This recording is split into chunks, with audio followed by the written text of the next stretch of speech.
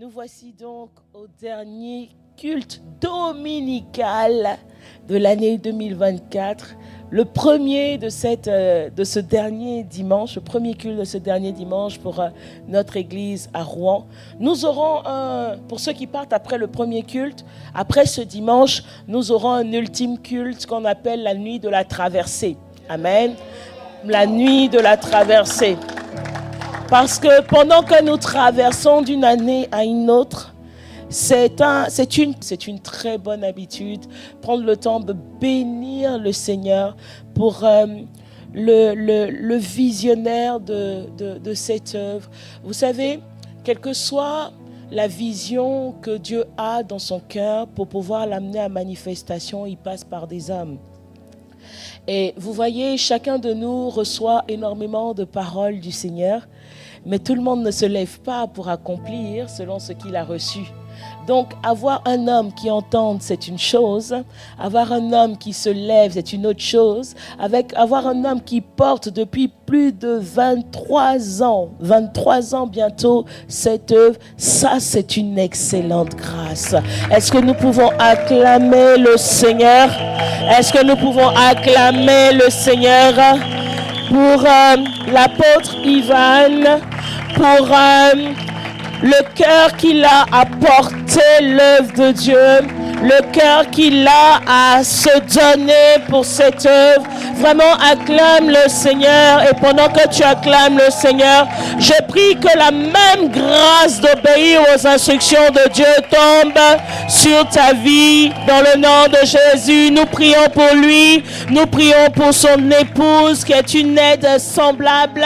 Nous prions pour l'apôtre Yves et son épouse également. Nous prions pour que le Seigneur les fortifie dans ce qu'ils vivent, dans ce qu'ils traversent, et surtout que leur amour et la force de continuer dans l'œuvre et dans le ministère ne faillissent en aucun cas. Que quelqu'un dise Amen, Amen. Franchement, c'est une vraie grâce. Vous voyez, beaucoup d'entre nous, on a commencé des choses que Dieu nous a demandé de commencer. On était convaincus que Dieu voulait qu'on les commence. Et puis on a arrêté en chemin. Et puis on a donné avec une intensité moindre. Mais c'est une vraie grâce de demeurer dans le temps. Je ne sais pas pour vous, mais moi, la première fois que je suis rentrée dans une église ICC, j'ai cru que cette plateforme avait été créée pour moi et pour moi seule. Je ne sais pas pour vous, mais pour moi, ça a été le cas. Donc, je bénis vraiment Dieu que quelqu'un ait répondu à l'appel et qu'il nous ait permis de voir que c'était possible de servir Dieu, pas de façon bizarre, de servir Dieu dans la consécration, de servir Dieu dans le désir de le faire voir sur terre par nous tous qui côtoyons ce Seigneur.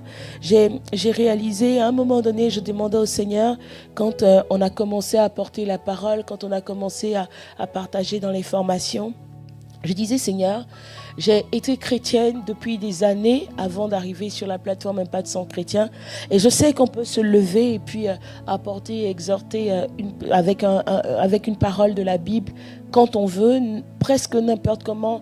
Mais pourquoi tu fais porter le fardeau, que ce soit à ton serviteur ou à nous tous qui prenons la suite? Pourquoi est-ce qu'on est obligé de chercher Dieu toute une nuit pour pouvoir apporter un message? Est-ce qu'on est obligé? On n'est pas obligé, on peut ouvrir la Bible. Vous savez, non, vous connaissez, non, ces manières qu'on avait de méditer la parole. Tu arrives et tu dis, quelle parole méditerai-je? Et puis, pouf, tu dis, justement, 1 Samuel 6. Et puis, voyez, non, et puis ça part, ça coule. Et je disais au Seigneur, pourquoi? Et ce jour-là, je crois que c'était en 2011 que j'ai posé cette question au Seigneur. Et le Seigneur m'a dit, tout dépend de ce que je veux faire avec le vase que j'utilise. Vous voyez, la Bible nous parle de vases vils, de vases utiles. Et en fait, en fonction de ce que Dieu veut faire avec chaque vase, il permet que la profondeur soit différente. Amen. Et je vous assure que nous avons des pasteurs qui cherchent profondément le Seigneur. Ça ne veut pas dire qu'ils ne se tromperont jamais. Ça ne veut pas dire ça. Ça ne veut pas dire qu'ils sont parfaits. Ça ne veut pas dire ça. mais leur cœur est un cœur qui cherche Dieu. Et nous sommes bénis d'être sous un tel leadership. Nous sommes vraiment bénis et vous êtes bénis d'être sous un tel leadership. Nous voulons vraiment rendre grâce à Dieu pour cela. Amen. Amen. Et ce matin, notre berger local, notre pasteur est en villégiature, je plaisante. Il rejoint l'église de Caen pour pouvoir être avec eux ce matin. Il l'avait annoncé, je pense que dimanche dernier, nous étions sous l'épée de Damoclès qu'il aille à Caen aujourd'hui. Et l'église de Caen est bénie ce matin. Et donc vraiment, nous rendons grâce à Dieu. Amen. Amen. Nous rendons grâce à Dieu. Je lui disais ce matin, quand on se quittait, franchement, c'était bien l'époque où j'étais une aide semblable, insouciante, qui suivait seulement son mari partout où il allait, tu vois, non? Et puis maintenant, je dis, dimanche matin, comme ça, chacun part à gauche, part à droite. C'est dur, mais on rend grâce à Dieu parce qu'il nous emmène quelque part. Amen. Amen. Donc tout à l'heure, il vous a béni et puis il m'a encouragé aussi. Il m'a dit vraiment que le Seigneur te fortifie. J'ai dit Amen. Amen. Donc on est ensemble. Vraiment, on veut acclamer le Seigneur. Acclame le Seigneur pour ton voisin. Acclame le Seigneur pour ta propre vie ce matin. Amen. Amen. Amen. Alors je nous invite à prendre place. Voici un dimanche de plus où nous sommes dans sa maison. Ce n'est pas un acquis. Beaucoup auraient aimé être là, mais la grâce ne leur a pas été donnée. À toi, le souffle a été renouvelé et nous voulons vraiment dire merci à Dieu à cela. Alors, pour la première fois, j'ai réalisé, je ne sais pas pourquoi cette année, c'est d'une telle évidence dans mon cœur. J'ai réalisé que, vous allez dire c'est fou quand même, mais j'ai réalisé que Noël était à une semaine de la nouvelle année. J'ai réalisé ça depuis hier. J'ai réalisé hier que dimanche dernier, nous étions en train de célébrer Noël, de célébrer, dirons-nous, la nativité.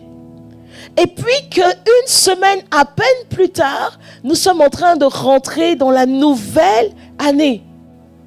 Toi, c'est évident pour toi depuis. Moi, c'était mais vraiment une révélation ce week-end. Je réalise qu'alors que nous sommes au dernier culte de l'année, avant de faire ce dernier culte, nous avons reçu une parole la semaine dernière. Et en réalité, c'est quand je réalisais la parole la semaine dernière que j'ai réalisé que c'était la nativité et que c'était il y a juste une semaine et qu'une semaine plus tard, on est en train de passer dans la nouvelle année. Wow! Amazing! Amazing! Toi, tu te dis, elle veut nous emmener où? C'est quoi cette histoire? C'est d'une évidence.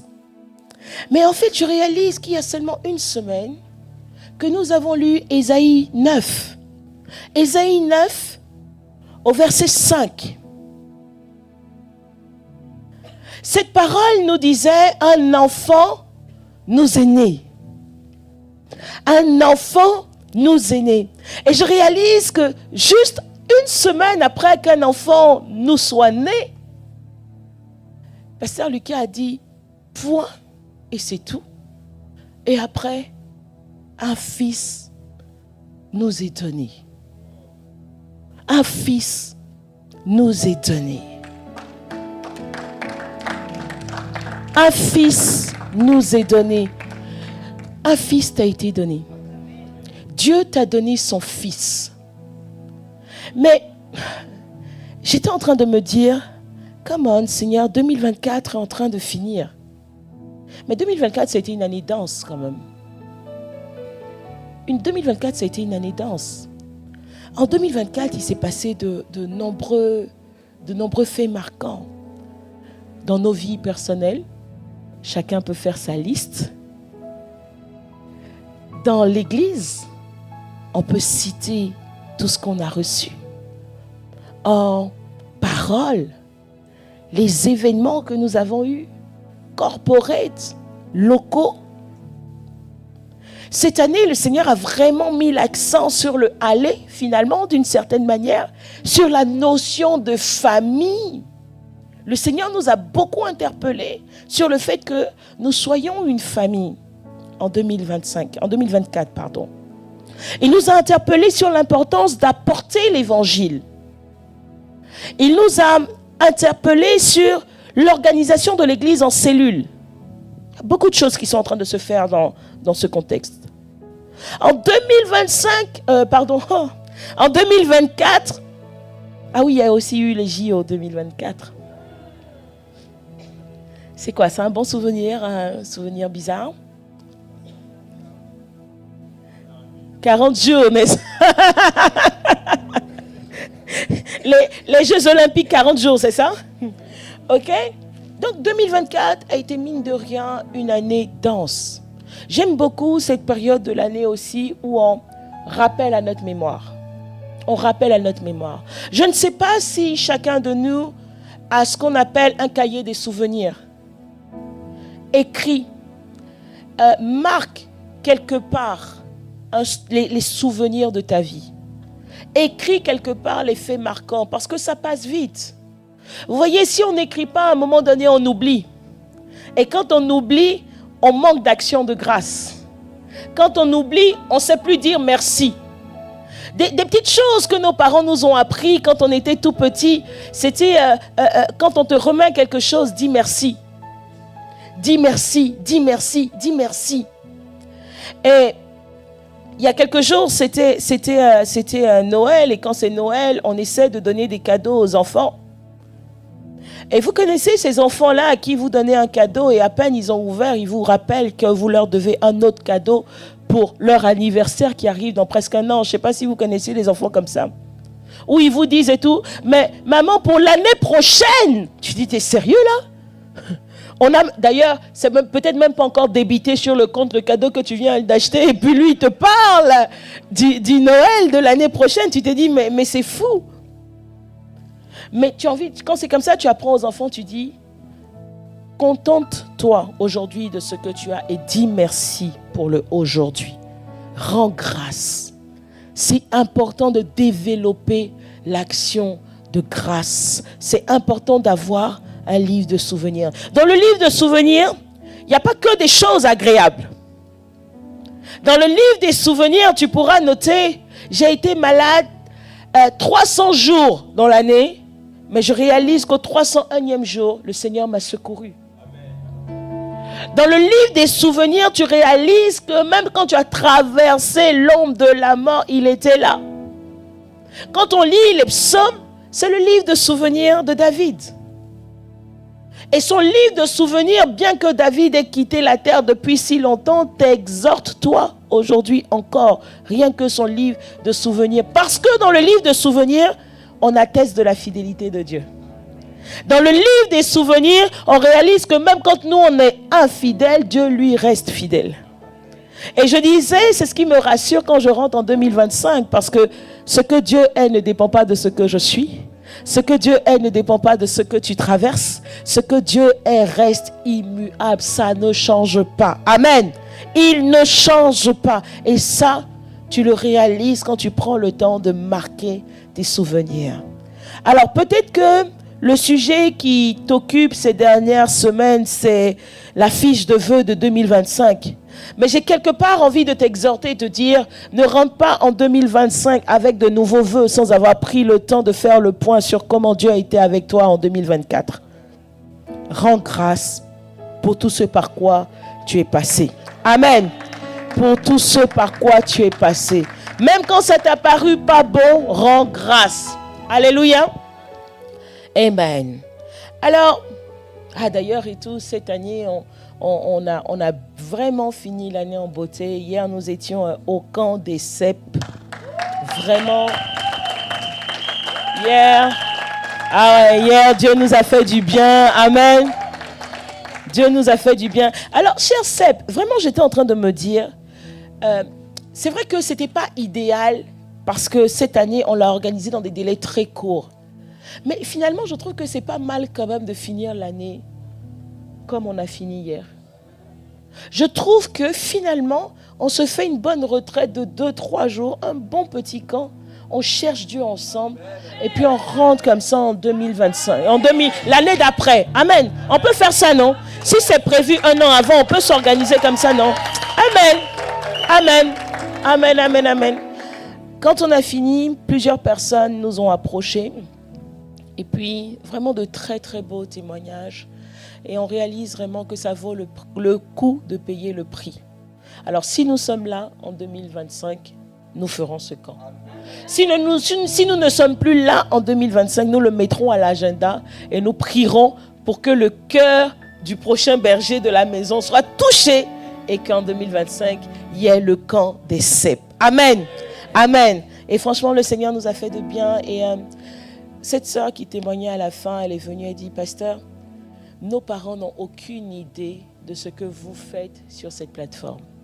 Elle disait, pasteur, j'ai jamais entendu un tel niveau d'éducation, un tel niveau de profondeur. Elle dit, j'ai le Seigneur depuis longtemps. Elle dit, j'ai juste envie d'aller voir toute ma classe et puis de leur dire, vous devez venir écouter ça. Vous devez venir écouter ça parce que ça transforme les vies. Elle dit, pasteur, vraiment, j'en parlerai à mes parents, je dirai à mes parents, parce que je sais que c'est une jeune fille à qui les parents avaient dit au bout d'un moment, quitte en fait, part. Et puis elle disait, mais je dois obéir à mes parents, je dois partir, Et puis finalement elle est restée. Et elle dit, je serais passée à côté de tout ça. Que quelqu'un dise, aïe, aïe, aïe. Aïe, aïe, aïe. Vraiment, nous voulons rendre grâce à Dieu parce que Dieu nous a fait du bien. Dieu nous a fait du bien. Alors pour quelqu'un qui n'a jamais eu l'opportunité d'assister à ces temps-là, la prochaine fois, venez seulement, ne vous privez pas. Venez seulement et puis vous attesterez vous-même. Vous verrez vous-même par la suite si ça vaut la peine de revenir. Amen.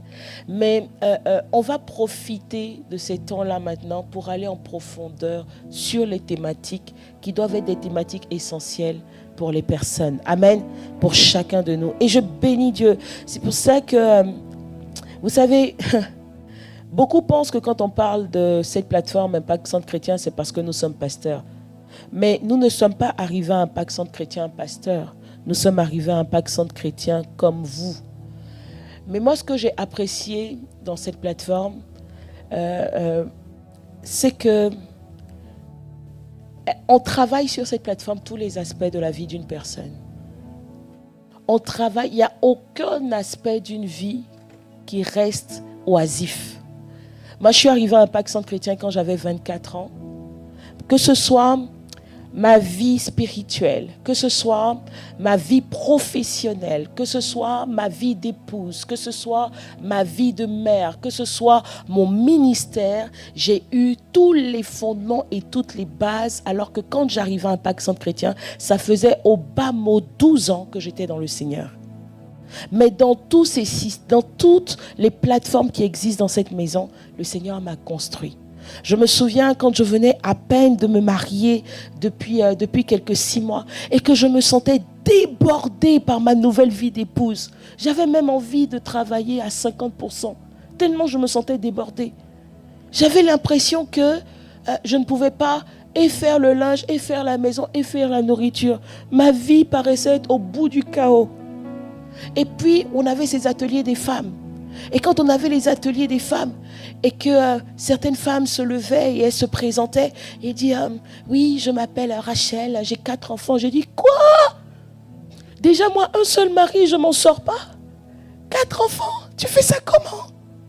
Et puis on nous disait, vous voyez, dans l'entretien de la maison, il faut gérer comme ça, il faut gérer le blanc. C'est là que j'ai appris que l'entretien de la maison se fait très bien avec du vinaigre. Je ne savais pas. Aujourd'hui, c'est relativement répandu. À l'époque, on ne savait pas. Et on avait des mamans qui venaient, qui nous parlaient et tout ça. Et je me souviens de cette sœur et tout, mère de 4 enfants, qui finalement a suivi mon parcours. Elle dit, alors Marie-Ange, tu viens d'accoucher, ça va avec un enfant? Tu t'en sors? Après, elle dit, ah, mais tu en as 2 maintenant, ça va, tu t'en sors? Et la dernière fois que j'ai vu, j'ai dit, j'en ai 4.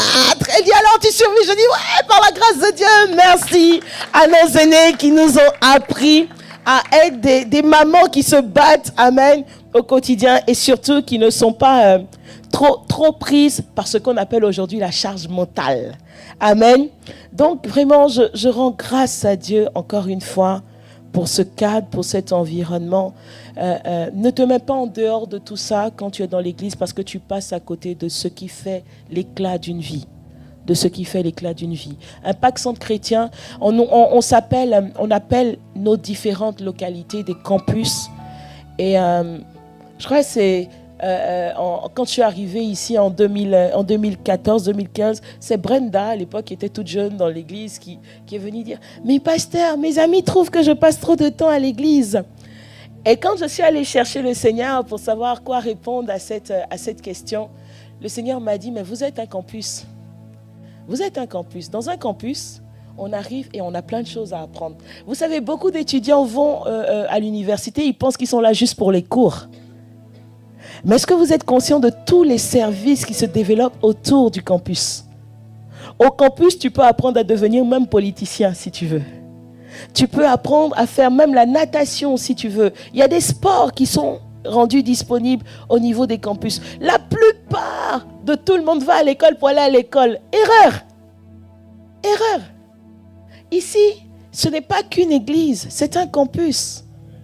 Quand vous partez après le culte, nous on reste ici. Moi je ne pars jamais de l'église avant minuit, 1h du matin. Pourquoi? Parce qu'après on forme. On parle de leadership, on parle de communication, on parle de beaucoup de choses. On parle d'énormément de choses. Je disais tout à l'heure en arrivant, mais actuellement, sur mes créneaux quotidiens, je n'ai que le créneau de 6h, 7h du matin. C'est mes derniers créneaux de rendez-vous disponibles. Parce que entre midi et 2, j'ai des rendez-vous d'église. Le soir, j'ai des rendez-vous d'église. La journée, je travaille comme toi. 5h, 6h, on se réveille, on prie, au minimum. En général, la nuit, je ne dors pas. Parce que je travaille. Vous voyez? Donc, il y a beaucoup de choses. Il y a plus que venir pour écouter le message et repartir. Il y a beaucoup plus que ça. Donc, Brenda, à l'époque, c'est ce que je t'ai répondu, n'est-ce pas? Nous sommes un campus. Amen. Donc, ne te prive pas. Ne te prive pas. Si c'est ce que tu veux, si c'est tout ce à quoi tu penses, et si tu penses que la vie chrétienne se limite à ça, il n'y a pas de souci. On ne te chassera pas. Ok? Mais sache qu'il y a beaucoup, beaucoup, beaucoup plus que ça. Amen. Les leaders qui étaient avec nous pendant les matinées de leaders, si tu étais là, tu peux acclamer le Seigneur si tu étais là. Amen. Amen. Et les matinées des leaders, c'était de 6h à 7h30. Pendant 12 matinées. Et en 2025, on aura encore plus de matinées de leaders. Amen. Parce que l'église n'est pas là juste pour te dire ouvre la Bible. Amen. L'église doit aussi te montrer de façon pratique comment vivre ta vie. Amen. Et t'équiper à cette fin. Amen. Alors, si nous revenons à ce que nous étions en train de dire, que quelqu'un dise, un fils nous est donné. Et je vais nous inviter à lire Jean 1 à partir du verset 1. De quoi Dieu parle? Pourquoi est-ce que c'est une si grande annonce de pouvoir dire un fils nous est donné? Et nous en parlions seulement la semaine dernière. Un fils nous est donné. Jean 1 à partir du verset 1 nous dit: au commencement était la parole et la parole était avec Dieu et la parole était Dieu. Elle était au commencement avec Dieu. Amen. Dans ce passage, on voit deux choses qui sont mentionnées. D'une part, la parole et d'autre part, Dieu. Et on voit qu'il y a quelque chose de fusionnel entre la parole et Dieu. Le verset 3 nous dit que toutes choses ont été faites par elle. La parole est au commencement de toutes choses. Et rien de ce qui a été fait n'a été fait sans elle. Au verset 4, en elle était la vie et la vie était la lumière du monde. Waouh! Donc, la parole était au commencement, la parole était Dieu, la parole a été à l'origine de tout ce qui a été fait. Rien n'est fait sans la parole est la vie est la lumière du monde. Bon, moi je sais pas, hein, mais déjà, waouh, la parole, hein. Mais ce n'est pas fini. La lumière, lui, dans les ténèbres, et les ténèbres ne l'ont point reçu. Il y eut un homme envoyé de Dieu. Son nom était Jean. Ce Jean-là, c'est le Baptiste. Ce n'est pas le Jean qui a écrit. C'est Jean-Baptiste. Et donc, au verset 7, il vint pour servir de témoin, pour rendre témoignage à la lumière, afin que tous crussent par lui. Amen. Jean est venu rendre témoignage de la lumière. Qui est la lumière? La parole. Qui est la parole? C'est Dieu. La parole qui était au commencement. La parole par qui tout a été fait. La parole sans qui rien n'a été fait. La parole qui est la vie. La parole qui est la lumière. La lumière qui luit dans les ténèbres. Jean, l'objectif de sa vie, c'était de rendre témoignage de la lumière. Amen. Ok. Nous continuons au verset 8. Il n'était pas la lumière, Jean, mais il parut pour rendre témoignage à la lumière. Bien-aimé, toi et moi, nous sommes nés pour rendre témoignage à la lumière. Mais vous savez, ce qui nous distingue avec Jean, c'est que Jean n'a pas été la lumière.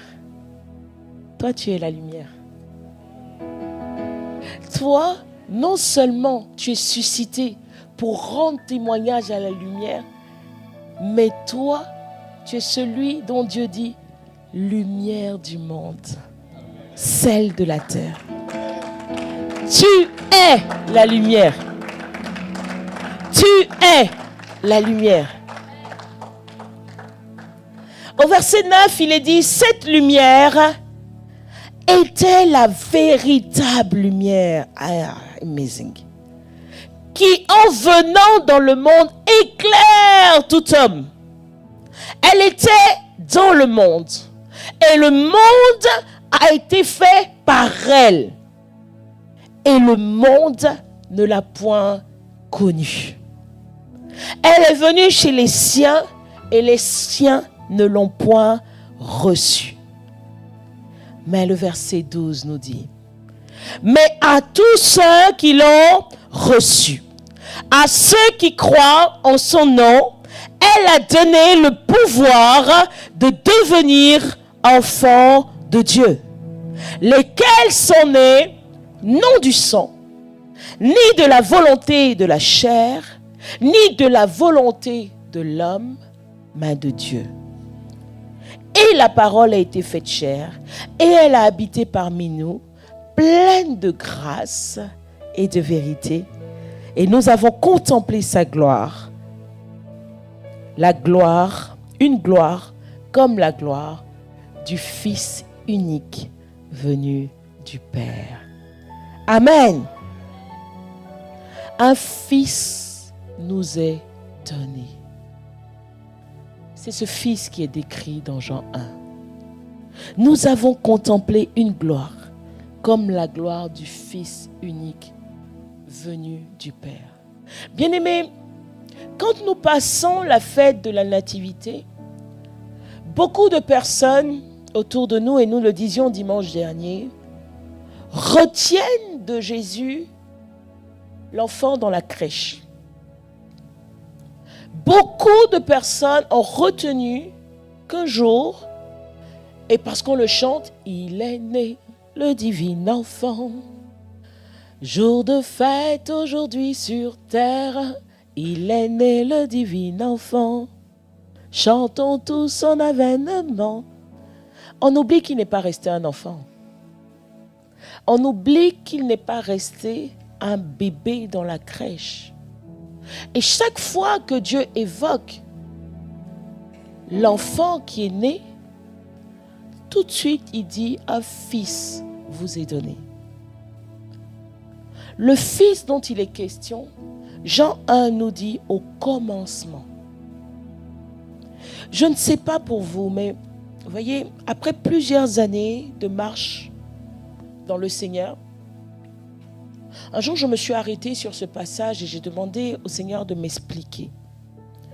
Et ce jour-là, j'ai comme des écailles qui sont tombées de mes yeux et mon intelligence qui s'est ouverte pour réaliser que Jésus est la parole.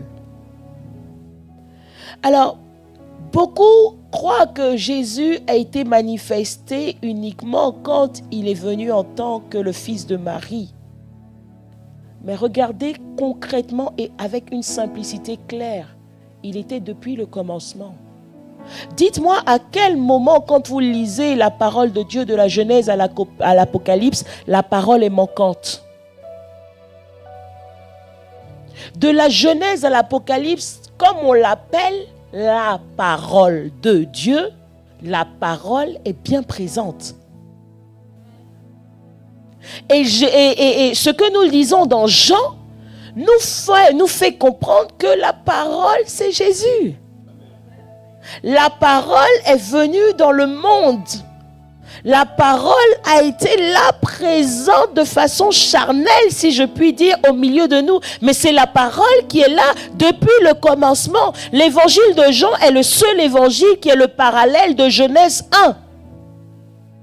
La seule fois où vous lisez « au commencement » c'est dans Genèse 1.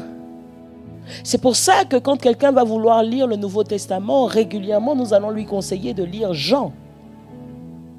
Parce que Jean est le parallèle avec Genèse 1.1. Et contrairement à ce qu'on pense, la révélation dont Jean fait part n'est pas une révélation qui, entre guillemets, arrive que plus tard. C'est comme si Jean avait été projeté dans le commencement et qu'il avait l'explication des choses telles qu'elles ont été faites. Amen. Donc, quand Moïse écrit dans Genèse, parce qu'on attribue à Moïse l'écriture du livre de Genèse, quand le Seigneur révèle à Moïse ce qui s'est fait à la Genèse, en réalité, Dieu des siècles après fait venir, Jean, au même endroit, au même point de départ, et puis il dit, lis avec les lunettes que je te donne. Au commencement était la parole. Bien-aimé, la parole, c'est Jésus. Une fois que vous rencontrez Jésus, vous réalisez que le seul moyen de grandir dans la relation avec Jésus, c'est au travers de sa parole. C'est pour cela qu'aucun chrétien ne peut grandir, croître, maturer sans lien avec la parole. La parole, c'est Jésus qui te parle, mais c'est Jésus qui se dévoile à toi. Ce n'est pas juste celui qui a été sur la terre. Et encore une fois, l'évangile de Jean a toute cette particularité. Quand vous lisez les 3 autres évangiles, ils vous racontent ce que Dieu a fait en tant qu'homme sur terre, quand il était dans l'enveloppe qui s'appelle Jésus, et comment est-ce qu'il a parcouru son parcours sur terre. Pardon pour la redondance. Ok ? On vous explique dans Matthieu, il est descendu d'Adam, Abraham, il y a eu 12 générations, 15 générations, bref, on vous donne sa généalogie pour vous dire qu'il est un homme. C'était l'objectif de Matthieu. Matthieu devait montrer aux Juifs que celui que vous attendez depuis, c'est celui-là, c'est ce Jésus-là. Vous vouliez le Messie, il est descendu de David comme il avait prévu par les prophètes. Amen. C'est ce que Matthieu a fait. Donc Matthieu explique, il dit, voilà, Jésus marchait dans la rue et puis il voyait un aveugle et puis il a craché sur le sol, il a fait la pâte, il a mis sur les yeux. Ah, l'aveugle a vu. Et puis après, Marc arrive. Pour Marc, c'était important de faire comprendre aux personnes que Jésus était venu servir. Parce qu'à cette époque-là, beaucoup s'étaient dit, mais c'est le roi des Juifs. On dit que c'est le roi, mais un roi domine. Un roi, c'est quelqu'un qui est élevé. Et Marc dit, non, c'est pas n'importe quel roi. Il était serviteur. Et quand vous allez voir l'évangile de Marc présente Jésus le serviteur. L'évangile de Marc dit, Jésus est venu pour tout le monde, pour servir. Il n'est pas venu sur ses grands chevaux, il est venu pour servir. Mais Marc continue de raconter sous son axe et en appuyant sur les traits de serviteur ce que Jésus a fait sur terre comme tout le monde. Et puis ensuite arrive Luc. Luc, lui, il est médecin. Il dit, mes cousins, ils ont fait des choses bien. Matthieu et Marc ont écrit, c'est génial, mais il n'y a pas de preuves scientifiques. Quand vous lisez l'évangile de Luc, vous allez voir que même quand il parle de la guérison des malades, vous pouvez trouver de quelle maladie il parle aujourd'hui. Dans l'évangile de Luc, vous commencez à comprendre que la dépression existait aussi au moment de Jésus. Luc donne des détails parce que c'est un scientifique. Oui, c'était un scientifique déjà à son époque. Donc Luc dit, bon, beaucoup disent, est-ce que c'est vrai? Luc vient et il vient avec comme des rapports scientifiques pour pouvoir, prouver l'exactitude de tout ça. Ces 3 évangiles sont appelés les évangiles synoptiques. Ils parlent de Jésus de presque la même manière, avec de légères petites différences. Mais le Jean, la Bible dit celui que Jésus aimait. J'aime bien parce que toutefois où vous voyez celui que Jésus aimait, c'est Jean qui parle de lui-même. Jean parle et Jean dit le disciple que Jésus aimait. Amen. Mais il parle de lui. Mais c'était quoi la particularité avec Jean? Jean faisait partie du cercle restreint de Jésus. Jean faisait partie de ceux avec lesquels Jésus marchait quand il marchait avec 3. Jean était parmi ceux-là. Mais parmi les 3, Jean avait une particularité. La Bible dit que Jean était celui qui posait sa tête sur Jésus. Quand vous êtes en famille, vous êtes là, vous êtes 10 enfants, 3 enfants, et puis il y en a un qui prend la main de maman et puis qui chatouille. Bien au contact, il y a un lien qui est particulier. Il y a un lien qui est particulier. Le transfert, d'ailleurs, même le transfert émotionnel est particulier. C'est compliqué. L'enfant qui est au contact, si papa parle mal à maman, c'est comme si papa a mal parlé à l'enfant. Et l'enfant va grandir en se disant « Ouais, mais c'est pas normal, papa il est comme ceci. » En parenthèse, ce qui se passe entre les parents, c'est entre les parents. Quel que soit ce qu'on vous raconte, et en général ce que maman vous raconte, ce qui se passe entre les parents, c'est entre les parents. J'ai fini par réaliser que nos mamans qu'on soutient beaucoup quand elles nous racontent les histoires, des fois elles ne sont pas si saintes que ça. Oh les mamans, maman te dit ouais, mais tu sais, moi j'ai demandé pardon à papa, je ne comprends pas pourquoi papa ne me pardonne pas. Mais elle t'a pas dit ce qu'elle a fait. Non, elle ne t'explique pas. Elle ne t'explique pas. Non, mais tu sais, j'ai tellement maltraité papa, je lui ai parlé, mais avec une telle insolence. Elle ne te dit pas tout ça, tu dis, j'ai fait des erreurs mon fils, c'est vrai, personne n'est parfait. Mais tu vois, papa ne veut pas me pardonner. Pardon, dis à ton papa qu'il me pardonne. Mon gars, enlève ta main de l'histoire.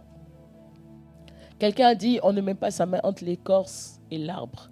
Ils étaient là avant que tu ne sois, laisse-les gérer leur affaire. Amen. C'est très important. Une personne m'a donné ce conseil-là quand je venais faire mes études en Occident. Elle m'a dit, quel que soit ce qui se passe entre tes parents. Je me suis dit, est-ce qu'elle veut me cacher quelque chose? Il se passe quelque chose que j'ignore. Non, il ne se passait rien. Mais elle m'a expliqué, elle m'a dit, parce que j'ai une nièce qui est venue, et quand il s'est passé des choses entre ses parents, elle a pété un câble.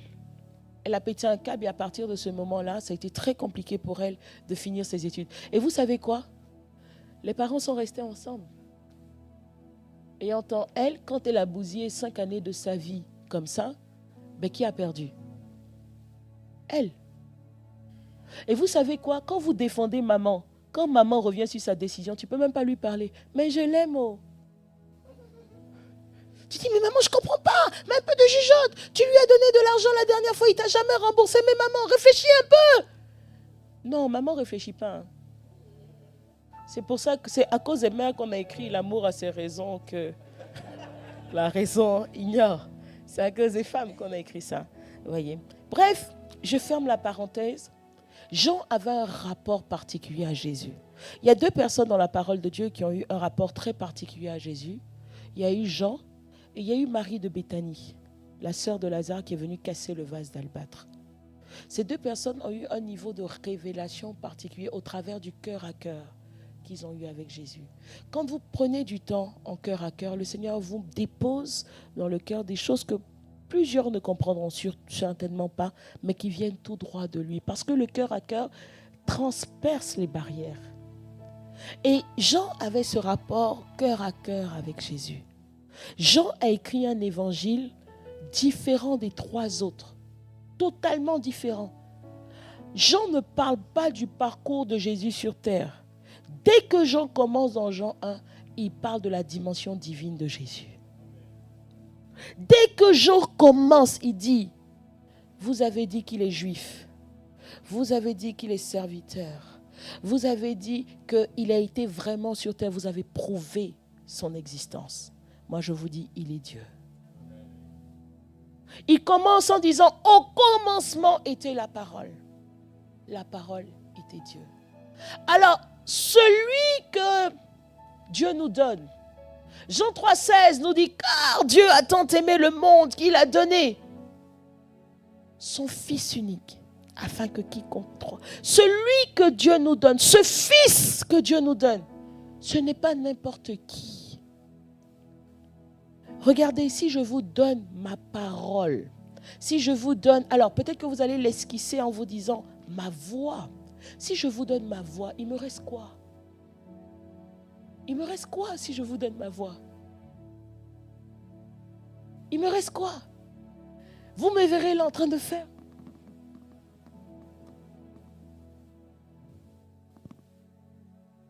Il y a deux choses qui sont très importantes dans l'être humain, la voix et le mouvement.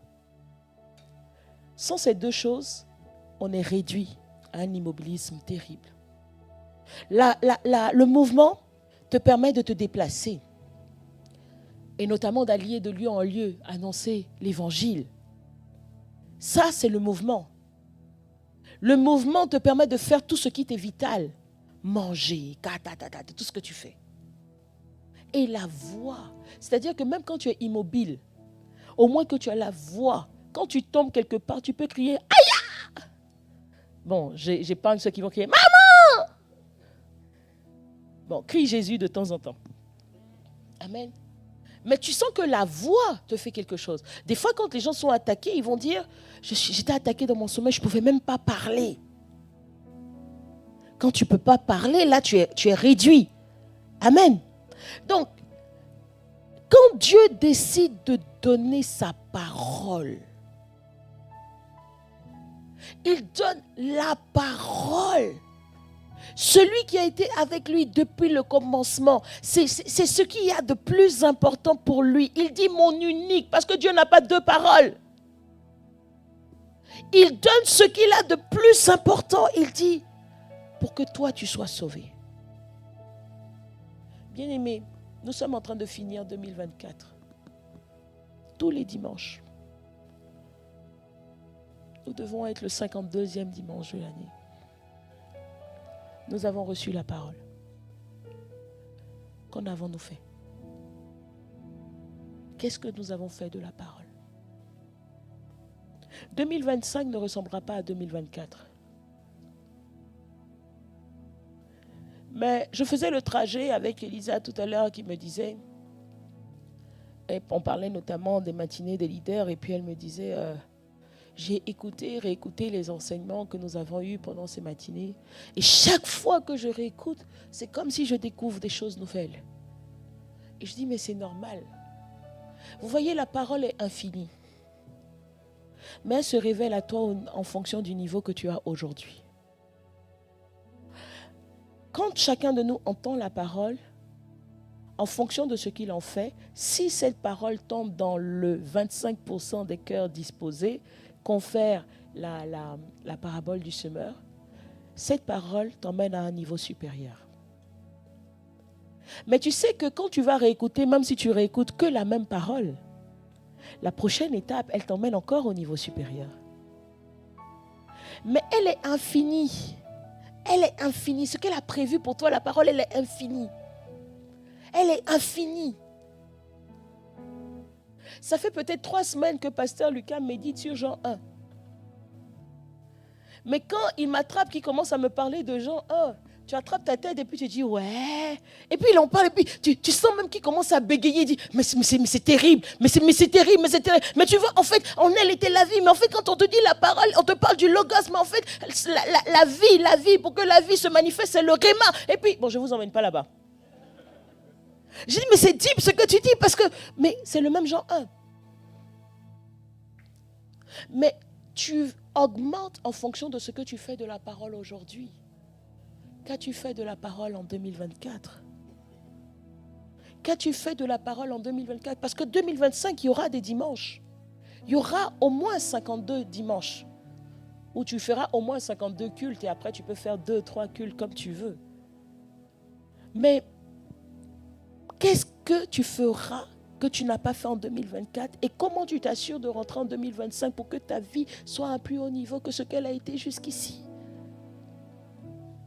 Bien-aimé, tu ne peux pas juste avancer dans la vie année après année, célébrer les années et puis, qu'est-ce qui se passe? Qu'as-tu fait de la parole que tu as reçue en 2024? 52 dimanches où nous avons été exhortés. La parole, Jean nous dit dans Jean 1,12, et il commence au verset 11, il dit que la parole est venue chez les siens et les siens ne l'ont point connue. Waouh, la parole peut arriver, on peut ne pas la connaître. Elle était là. Elle était là, la parole. Elle s'est faite chair, la parole. La parole a vécu au milieu d'eux. Mais ils n'ont pas reconnu la parole. On peut peut-être se faire une idée de ces gens-là qui n'ont pas connu la parole. Mais toi, l'as-tu connue en 2024? La parole a été là près de toi en 2024. Qu'en as-tu fait avec? Qu'as-tu fait avec cette parole? Je disais à Pasteur Lucas que ma sincère prière au Seigneur, parce que nous savons que nous allons dans des temps difficiles et ça fait longtemps que c'est perçu. Et vous voyez, les JO n'ont été qu'un accélérateur. On a fait les 40 jours, on a atteint. Mais vous voyez, le monde dans lequel on est un monde de combat. C'est un monde de combat, on est là en combat. Pendant que tu combats, tu te bats pour faire et tout des avancées. L'équipe adverse recule. Et puis s'il arrive que tu aies un moment d'inadvertance, l'ennemi va te faire repousser. On voit ça, vous voyez, moi je sais pas, il y a eu la guerre en Côte d'Ivoire il y a quelques années, aux alentours de 2004, et puis on suivait les actualités, et puis on te dit l'équipe des rebelles est dans le nord, ils sont dans le nord, et puis on voit, oui, l'équipe des forces du pays est en train de les repousser, on les repousse, mais vers les pays du nord, du coup. Donc on les repousse, et puis après on te dit non, mais l'équipe du nord est en train de descendre, on dirait un match de foot. L'équipe du nord est en train de descendre, la frontière est au niveau du centre du pays. C'est une guerre. Spirituellement, on est en guerre. Bien aimé, spirituellement, on est en guerre et la parole fait partie des armes indispensables avec lesquelles on va avancer. Mais la particularité de la parole, au-delà d'être juste une arme, c'est que la parole est une semence qui porte aussi des fruits. Donc avec la parole, tu vas aussi te nourrir même quand il y aura la guerre. Mais qu'est-ce qu'on fait avec la parole? Toutes les paroles qui ont été semées en 2024 sont devenues quoi dans nos vies? Au verset 12, la parole dit, mais à tous ceux qui l'ont reçu. À tous ceux qui l'ont reçu. Est-ce que tu as reçu la parole? Nous sommes le 29 décembre 2024. Est-ce que tu as reçu la parole? On ne parle pas juste d'accepter Jésus un jour dans sa vie. J'aime Dieu, j'aime la manière de fonctionner de Dieu. C'est-à-dire que tout ce qu'on vit sur terre n'est qu'une ombre.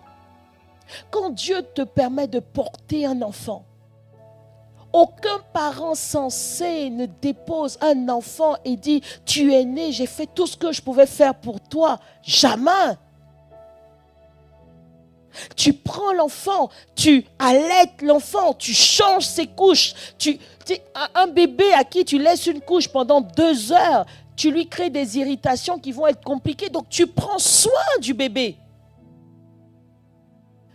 Mais même quand il a 2 ans, 3 ans, tu ne dis pas, écoute, ça suffit maintenant, tu peux aller dans la cuisine te prendre un biberon. Non, tu es encore là. Oh, la vérité, c'est que même quand vous avez 35 ans, ils sont encore là, les parents. Ils sont encore là. Au début, quand on est arrivé et tout en Occident, on avait nos amis qui avaient le privilège d'avoir les parents à côté. Quand le week-end arrive, ils disent, je vais déposer mes affaires, Charles, c'est maman. Je vais récupérer mes affaires, repasser chez maman. Toi, tu es venu, tu es seul ici, il n'y a pas maman, il n'y a pas papa. Tu pensais que c'était la liberté. Mais maintenant, tu apprends à repasser tes habits, à laver tes habits. Quand je suis arrivée au bout de 3 semaines, je ne me sentais pas bien.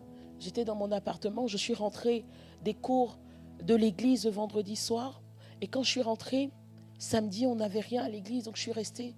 Et puis en fait, samedi soir, ça faisait déjà 24 heures que j'étais couchée. Et j'ai eu comme une révélation, vraiment le mot revient plusieurs fois aujourd'hui. J'ai eu comme une révélation. J'ai réalisé que si je ne me levais pas pour cuisiner, je risquais de mourir là. Et ça faisait déjà presque un mois que j'étais là, et puis je me suis dit, purée. Et je me souvenais que quelques mois plus tôt, dans le même état, tu as maman qui vient, mais chérie, qu'est-ce que tu veux manger? Tu dis, j'ai pas faim. Tu vois? Et puis il y a papa qui vient, est-ce que tu veux une soupe, ma chérie? Tu dis, pas trop. Oh, peut-être des nems. Oh, pas trop, papa. Tu veux quoi d'autre? Une soupe thaï? Ah oui, je vais essayer. Et puis, tu vois, ils vont chercher. Et 45 minutes après, ils ont ramené. Tu dis, finalement, je ne veux pas. Puis on dit, oh, hey! Ah, la vie, hein. L'homme n'est rien. Donc, ce jour-là, j'ai réalisé que si je ne me levais pas, on m'aurait seulement... Et puis, j'ai vu ça, j'ai entendu... une semaine plus tard, et elle mourut dans sa chambre. T'as dit, ton corps est souffrant, mais... Non, profitons des parents. Vraiment, on peut acclamer le Seigneur pour les parents que le Seigneur nous a donnés. Bénis Dieu pour les parents que tu as. Bénis Dieu.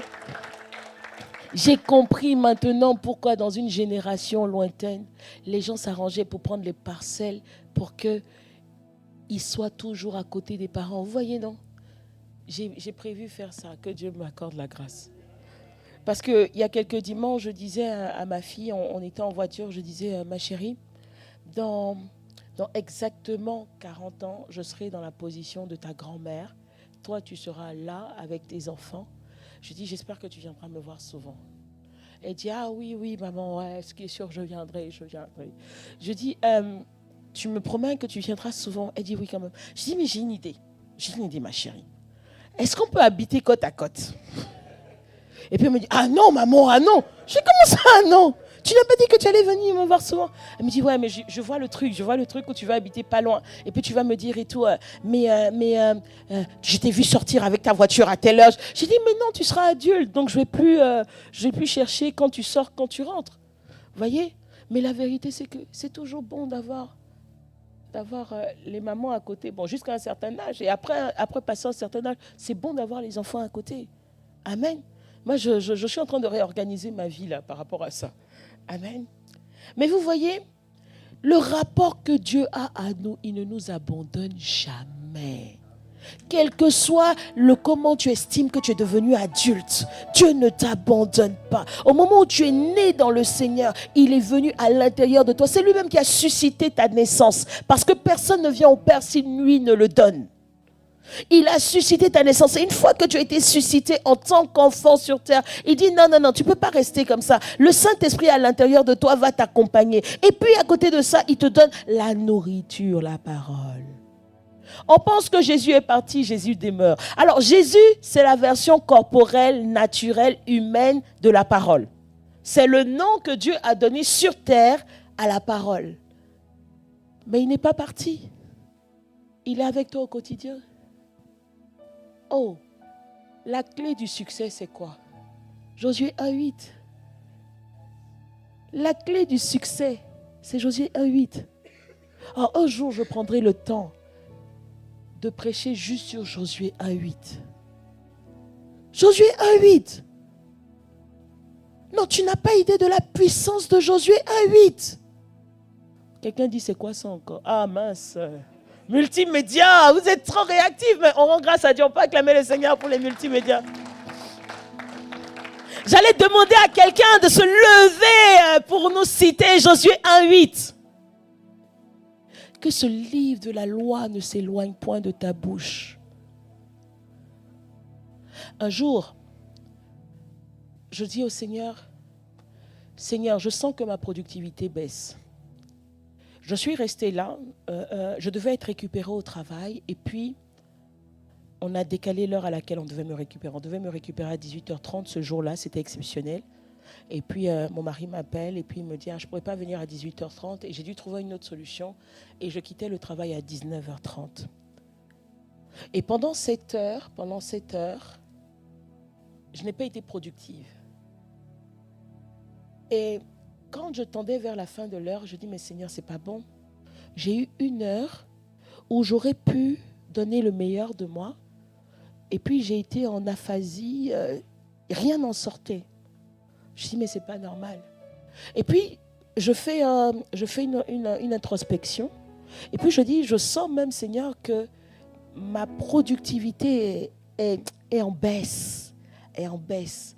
Je dis, ma concentration n'est plus la même.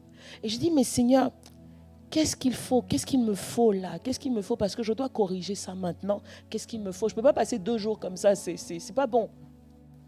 Et puis le Seigneur me dit, Josué 1:8. Je dis, mais quel est le rapport? Quel est le rapport? Seigneur, je te dis que j'arrive pas à me concentrer, tu me dis le rapport. Tu me dis Josué 1:8. Hey, les amis, ce que j'ai découvert dans Josué 1:8. On va parler de ça en 2025. Jean 1:12. Mais à tous ceux qui l'ont reçu, nous devons nous efforcer de recevoir la parole. La parole, regardez ce qu'il dit dans Josué 1:12. Elle a donné le pouvoir de devenir enfant de Dieu. Bien-aimé, c'est violent. Quand tu reçois la parole, elle est là, elle est à côté de toi. Tant que tu ne l'as pas reçue, la parole ne te donne aucun pouvoir. Tant que tu n'as pas reçu la parole ne te donne aucun pouvoir. Elle ne peut pas. Pas parce qu'elle n'est pas puissante, mais parce que tu ne l'as pas reçue. Tu veux des oranges, je te donne des graines d'orange. Si tu ne les mets pas à terre, quelle que soit la puissance qu'il y a dans la graine d'orange à produire des oranges, tu n'en auras pas. Pourquoi? Il faut que la terre reçoive. Qu'avons-nous fait de la parole que nous avons reçue en 2024? Si tu ne reçois pas la parole, tu fais la parole menteuse. Parce que tu ne donnes pas à la parole la possibilité d'agir dans ta vie avec puissance. Et c'est ce qui fait que être chrétien aujourd'hui fatigue. Même toi, tu es fatigué d'être chrétien. Parce que tu arrives, tu attends une certaine puissance que tu ne vois pas parce que tu n'as pas reçu la parole. À tous ceux qui l'ont reçu, elle a donné, elle a conféré le pouvoir. Pas un pouvoir, le pouvoir par excellence. Mais ce pouvoir fait quoi? Ce pouvoir te permet de devenir. C'est-à-dire que tu quittes ton état d'aujourd'hui et tu deviens. Tu veux devenir quoi dans la vie? Tu veux devenir quoi? Tu veux devenir quoi? Aujourd'hui, tu galères. Tu veux devenir quoi? Tu galères. Alors bon, c'est vrai, quand je dis tu galères, tout de suite tu penses à ta galère financière. Mais on pense à beaucoup plus que ça aussi. Ok? Les amis, blague à part, arrêtons de jouer. Pasteur Lucas dit, let's be serious. Sois sérieux avec ta vie. Arrête. Quand on ouvre une séquence comme le camp des cèpes et que une quarantaine, une trentaine de personnes oisives le samedi ne peuvent pas venir parce qu'ils n'ont pas cette enveloppe, tu te dis, on vit où? Quand tu communiques le camp des couples et que pléthore de couples ne peuvent pas venir pour raisons financières, tu te dis, on vit où?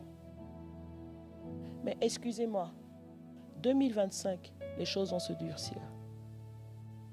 Jusqu'à la fin de la décennie, les choses vont se durcir. Si vous avez connu les années 2000, vous avez vu comment subitement les choses se sont durcies. Ce n'est pas des fables. Imaginez le Covid avec doublé d'une inflation sans précédent.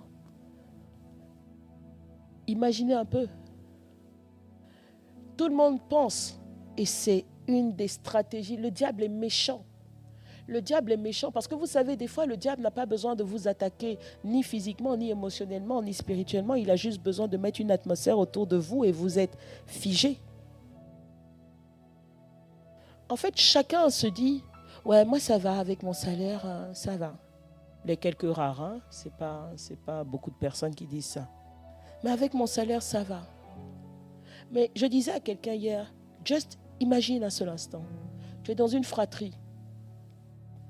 Comme nous, il nous est arrivé en 2023. Tout allait bien. Tout allait bien. On avait des projets ensemble, d'une autre envergure, tout allait bien. Et puis tout à coup, maman a des soucis de santé. Mais par la grâce de Dieu, les parents se sont gérés. Ils ont de quoi. Mais quand le souci de santé dure 2 ans, ça a vidé toutes les caisses. Ça a vidé toutes les assurances. Ça a tout vidé. Et puis maintenant, on vous dit, mettez la main à la poche. Et puis, pas une fois, pas 2 fois, pas 3 fois. Bon, nous, je sors de notre cas. Mais ta vie ne te concerne pas que toi. Tu es sérieux? Parce que tu manges, tu dors, tu penses que ta vie, ça va. Mais tu as une famille. Mais tu as des amis. Toi, jamais, jamais tu ne peux dépanner. C'est-à-dire que quand le frère vient te dire, je n'ai rien à manger, tu dis que Dieu te bénisse. La Bible dit que Jésus allait de lieu en lieu faisant du bien. Tu fais quel bien aux gens? Que Dieu te bénisse. On a un évangile en parole. Pourquoi? Parce qu'on ne l'a pas reçu pour qu'elle soit capable de donner le pouvoir de devenir.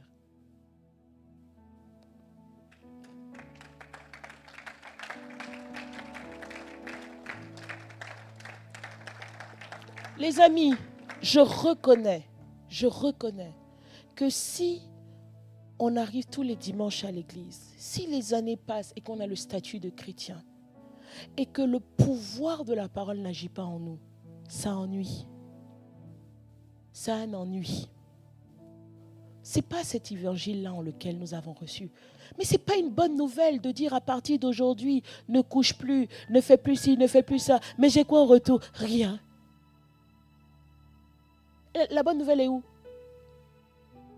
Dites-moi, la bonne nouvelle est où?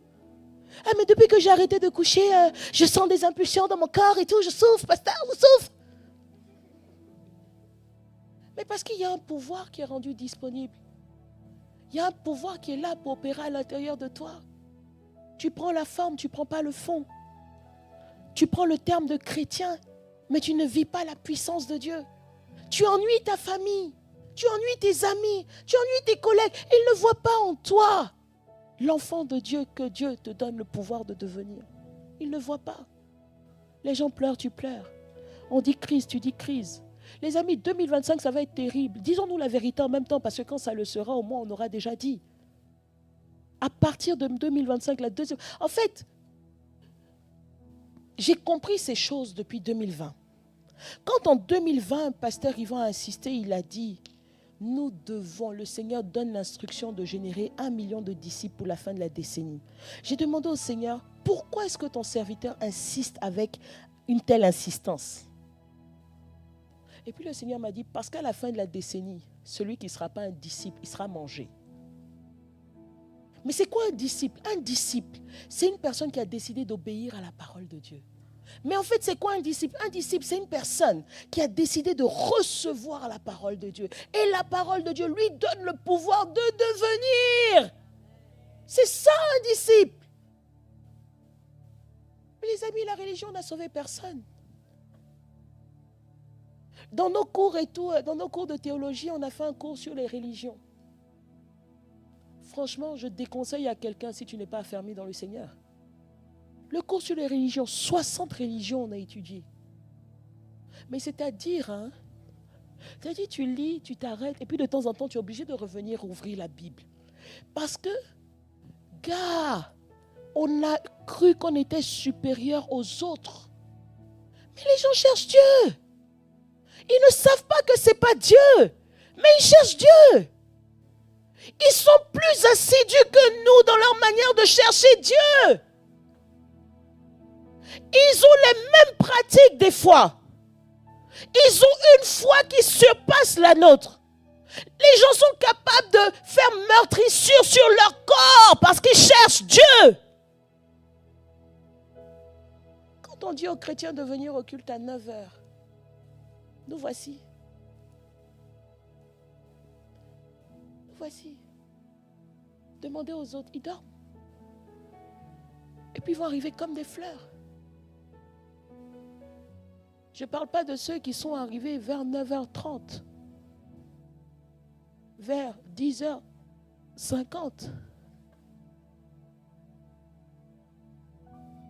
Mais c'est pour qui?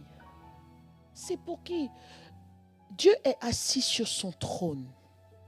Il règne pour l'éternité.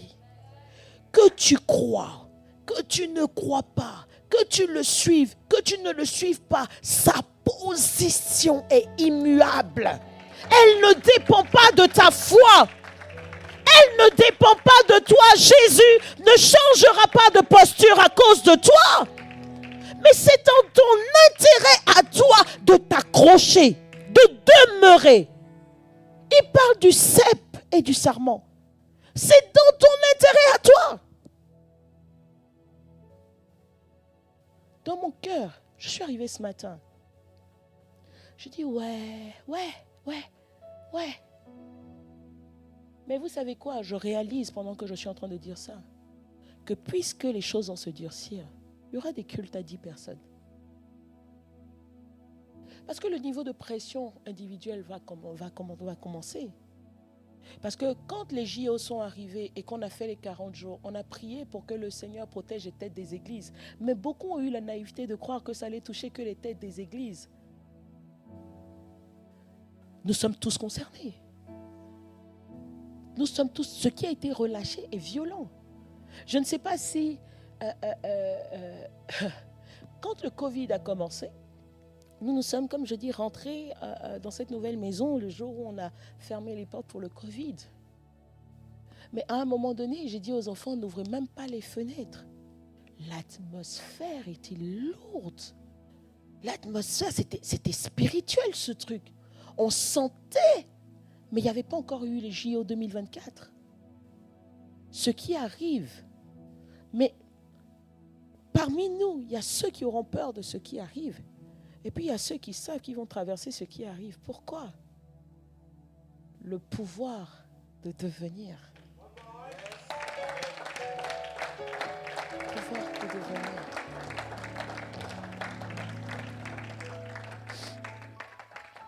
Alors, je sais que jusqu'ici, je ne t'ai pas donné de titre. Juste une recommandation. J'aurais presque pu dire, prends-toi au sérieux en 2025. Bien-aimé, je t'en prie, prends-toi au sérieux. Prends-toi au sérieux parce que tu peux être l'arbre qui permettra de maintenir plusieurs frères et sœurs. Parce que toi, tu te maintiendras. Tu peux être celui qui aura la parole qui permettra à quelqu'un aussi de devenir le moment venu. Vous savez, quand vous êtes dans l'avion, les consignes de sécurité qui sont données, on vous dit toujours, en cas de dépressurisation, lorsque les masques d'oxygène vont tomber, assurez-vous toujours de vous mettre le masque d'abord, premièrement. Ensuite, vous pourrez aider plusieurs autour de vous. Prends ton masque de dépressurisation. La parole aujourd'hui, elle est pour toi. Reçois-la. Assure-toi de la recevoir. Nous ne pouvons plus laisser l'évangile de Christ. Parler de Christ sans la puissance de Christ. Le pouvoir que la parole donne, le pouvoir que Jésus est venu donner doit être en action dans cette saison. Bien-aimés, nous n'avons pas besoin du pouvoir quand nous serons dans l'éternité avec lui. Nous n'en aurons plus besoin. C'est aujourd'hui que le pouvoir doit agir. C'est aujourd'hui. Pourquoi Dieu a donné à toi, dans cette famille? Tu n'étais pas le meilleur. Tu n'étais pas le plus consacré. Tu n'étais pas le plus avenant. Mais c'est toi que Dieu a choisi. Qu'est-ce que la parole devient dans ton cœur? Nous allons traverser par la grâce de Dieu. Nous allons traverser. À quoi ressemblera 2025? À quoi ressemblera 2025? Une suite logique de 2024? Ou une année en puissance? Ou une année où, au travers de ta vie, Dieu dira, ok, j'ai trouvé un disciple. J'ai trouvé un enfant selon mon cœur. J'ai trouvé un soldat. J'ai trouvé un soldat. Vous savez, un disciple comme un soldat, c'est pour ça que Paul se vantait d'être un soldat. Je regardais cette semaine un film de l'armée américaine. Les femmes soldats, je ne sais plus comment ça s'appelle ce film. Mais les gens messagères. Non, on va le regarder avec les femmes cette année. En janvier, là, on va regarder. Quand vous regardez, on est en période de guerre. Mais bon sang, quand on parle de guerre, on sait que la mort est proche. Quelqu'un me suit? Mais un soldat n'a pas peur d'aller à la guerre. Peut-être que sur le point du champ de bataille, des fois, il y a... oui, non. Mais il y va. Qui l'a obligé? Personne. Mais il va. Peut-être que lui, il va mourir. Mais la bataille sera remportée. La guerre sera remportée. Un soldat ne se soucie pas de lui-même. Un soldat se soucie de la cause de son pays pour la terre. Un soldat de Christ se soucie de la chose de Christ, de la cause de Christ. C'est pour ça que Dieu a besoin de disciples, de personnes qui se soucieront de sa cause. Des personnes qui seront... Et je vous dis, et vraiment non, je ne sais pas pourquoi je précise ça et puis j'atterris. Quand on parle de Christ, nous croyons en ce Christ qui arrose tous les domaines de la vie. Que personne ne s'y méprenne.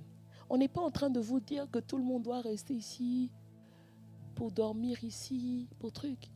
Le pouvoir que Dieu donne, c'est ce qui fait qu'on devient de bons chefs d'entreprise. C'est ce qui fait que tu n'es peut-être pas le premier de ta classe, mais tu seras celui qui sortira l'invention dont le monde a besoin.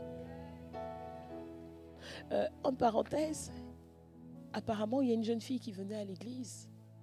Et puis, le jour où elle vient, à un moment donné, sa maman vient la visiter et puis elle dit à sa maman, « Maman, viens qu'on aille à l'église, que tu puisses voir l'église que je fréquente. » Et le jour où elles arrivent, Pasteur Lucas prêche sur occupé aux affaires de son père. Et puis la maman dit, « Quoi? Donc, tu veux venir dans une église où on ne parle même pas de l'école? Je ne veux plus que tu ailles. » Vraiment, quand tu sors les choses du contexte, c'est chaud. Combien on n'a pas dit aux étudiants ici de travailler? Je ne sais pas, ça m'a interpellée. Je me suis dit peut-être qu'on va écrire à l'entrée des portes, réussissez vos études pour assurer un parent. Il venait dire quoi? Donc ici, là, on veut que tout le monde soit pasteur, que tout le monde soit ceci. Là où, au contraire, il y a une maman qui est venue, ça fait 15 ans que sa fille est avec nous, et puis elle vient, elle était tout le temps inquiète pour sa fille et tout à distance et tout ça, et puis elle vient et puis elle voit et tout le cadre, et puis elle dit non, je bénis Dieu pour l'environnement où tu es, parce que je réalise qu'en fin de compte, c'est pas l'église pour l'église. Je comprends que quand tu passes du temps à l'église, en fait, tu es en train de construire ta vie. Mais à côté de ça, notre maman est venue un seul dimanche. Elle a dit, ici, là, on vous dit seulement... Mais quand on dit occuper aux affaires du Père, je prie que tout le monde comprenne ça. Hein? Je prie que ce soit clair pour tout le monde. ta présence dans l'entreprise où tu es doit emmener la prospérité de l'entreprise. Arrête d'aller pour le salaire. Arrête. Ce n'est pas pour ça que le Seigneur t'a mis dans cette entreprise. Le Seigneur t'a mis là parce qu'il y a des collègues qu'il doit sauver. Parce que c'est ça ton ethnos. Vous savez qu'un ingénieur ne parle pas à n'importe qui. Tu viens devant un ingénieur, tu lui dis que toi, tu as eu un Master 2 dans une école quelconque. Vous n'êtes pas de la même cour. Les gens des Sigélec, on les connaît. Quand une personne arrive qui dit « Je suis des Sigélec », je dis « Attends, les gars des Sigélec, venez !» Vous voyez, non? Tout le monde aime être un peu dans son ethnos. Tu vois une sœur haïtienne. Quand tu viens, tu dis, tu viens d'où? Haïti. Attends, les Haïtiens, venez, c'est fini. Tout le monde aime être dans son ethnos. C'est pour ça qu'on a Christ. Dans l'ethnos dans laquelle tu es, je ne peux pas aller. Ta voisine ne peut pas aller. C'est pour ça que c'est toi à qui Dieu a donné ce pouvoir. Ce n'est pas pour venir à l'église.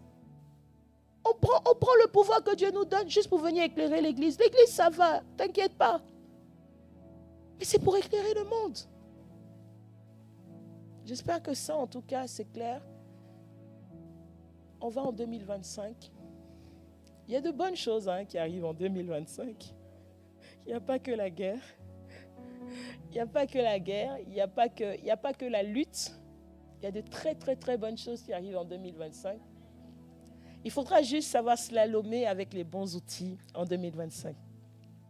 En tout cas, pour ce qui nous concerne, nous rendons grâce à Dieu parce qu'une année 2024 est en train de s'achever. Et cette année, plus que jamais, le Seigneur nous interpelle depuis tellement de semaines. Dis à ton voisin, prends-toi au sérieux. Prends-toi au sérieux. Prends Dieu au sérieux, c'est une évidence, mais prends-toi au sérieux. Il a des projets de paix et non de malheur pour toi. Et la Bible dit, afin de te donner un avenir et de l'espérance. Amen.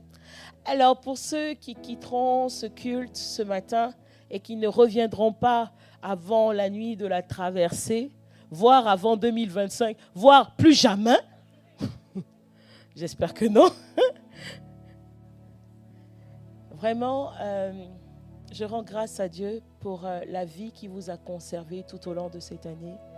Malgré les bobos, malgré l'année peut-être difficile, malgré les fins de mois difficiles, tu ne savais pas comment tu allais manger, mais te voilà. Amen. Dieu t'a secouru. Dieu t'a gardé. Dieu a été avec toi.